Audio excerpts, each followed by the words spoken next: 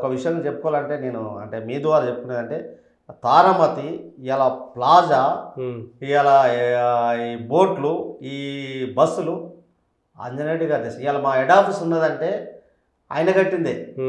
కొత్త కట్టిన ఏం లేదు. ఈ గవర్నమెంట్కి వచ్చిన కొత్త కట్టినవన్నీ ప్రైవేటు వ్యక్తుల పాలన చేసింది. ఒక్కట్లేదు.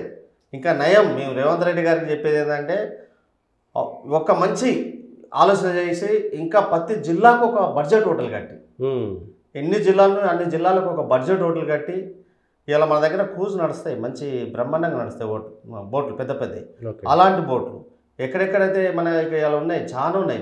నాగార్జున సాగర్ ఉన్నది, ఇక్కడ ఉన్నది, రామాపురం, లక్నవరంలో కొంత భూములు ఐలాండ్లో ఉండేవి కొన్ని ప్రైవేటీకరణ చేసిన విధానం ఉన్నాయి. అది పూర్తి దర్యాప్తు జరగాలి. మీ ద్వారా నేను చెప్పేది అంటే ఇలాంటి చాలా ఏర్పాటు ఉన్నాయి కొన్ని. ఇలా సిద్దిపేట హోటల్ ఉన్నది, అసలు మేము ఓపెన్ చేయకముందుకే ప్రైవేట్కి ఇచ్చింది. హైవే మీద పక్కన హైవే అది బ్రహ్మాండమైన హోటల్. అవును, సిద్దిపేటలో హరిత హోటల్ని కట్టి అది అది మేము మా చేతికి రాకుండానే ఇచ్చేసి పారేసింది. అది టూరిజం డిపార్ట్మెంట్కి రాకుండా అదంతా కట్టడం మాయ, పెద్ద మాయ అది. ఇవన్నిటి మీదుగా నేను ముఖ్యమంత్రి గారికి మీ ఆధ్వర్యం చెప్తా 2 చేతులు దండం పెట్టి కాంట్రాక్టర్స్ ఉద్యోగులను రెగ్యులర్ చేసి ఈ గతంలో జరిగిన కాంట్రాక్ట్ అంటే ప్రైవేట్కి చేసిన వాటిని ఎందుకంటే ఉదాహరణకు సిద్దిపేట, ఈగలపేట ఇవన్నీ ఉన్నాయి. ఇవన్నీ ప్రతి హోటల్ను ఏ పద్ధతులు చేసింది, ఎట్లా చేసింది, ఏ భూములు ఎక్కడ మా భూములు బాగున్నాయి. అవును, కొన్ని ఎంత అంటే చాలా చెప్పుకోవాలని ఉన్నాయి. ఇవన్నిటి మీద ఎంక్వైరీ కావాలి. కొన్ని మాకు లీజుకు రాని ఉన్నాయి, ఇంకా లీజుకు రావాల్సిన డబ్బులు కొన్ని వేల కోట్లు ఉన్నాయి. అవి ఖచ్చితంగా వసూలు చేస్తే 10,000 మందిని రెగ్యులర్ ఉద్యోగులు ఇవ్వచ్చు. ఇవ్వాలి టూరిజం గతంలో జరిగిన పొరపాట్లు ఎన్ని కోట్లు నష్టం జరిగిందో అదితో ఎంక్వైరీ చేయాలి. విడిగా దాన ధర్మాలు ఎవరెవరికి చేసింది ఇవన్నీ కావాలి. నేను ముఖ్యంగా మీ ద్వారా మాకు ఎందుకు చెప్తానంటే భూములు, హోటల్స్ ఇవన్నీ ఉదాహరణకు సిద్దిపేటలో ఉన్న హోటల్ అద్భుతంగా నడుస్తుంది. హైదరాబాద్ నుంచి మొదలంటే ఆదిలాబాద్కి పోయే వాళ్ళంతా అక్కడ ఆగుతారు. ఆ హోటల్ చాలా బాగుంటుంది.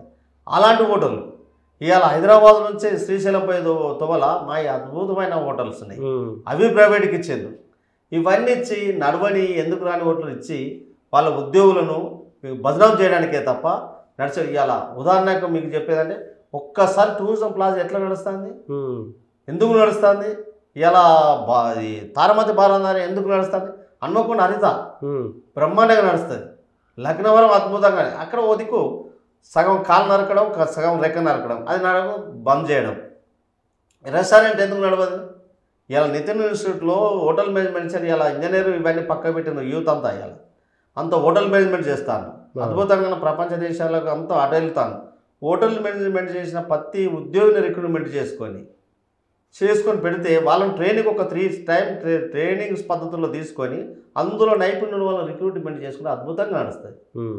ఇలాంటి ఆలోచన ఇప్పుడు ప్రజెంట్ నాకు ఉన్న ఆలోచన అంటే ఇప్పుడు కొత్తగా వచ్చిన సెక్రటరీ గారు కానీ, ఎండీ గారు కానీ, మా మినిస్టర్ గారు కొంచెం అవగాహన ఉన్నది. అంటే ఈ మధ్యలో వాళ్ళ కదలికలు కొంత బాగుంది.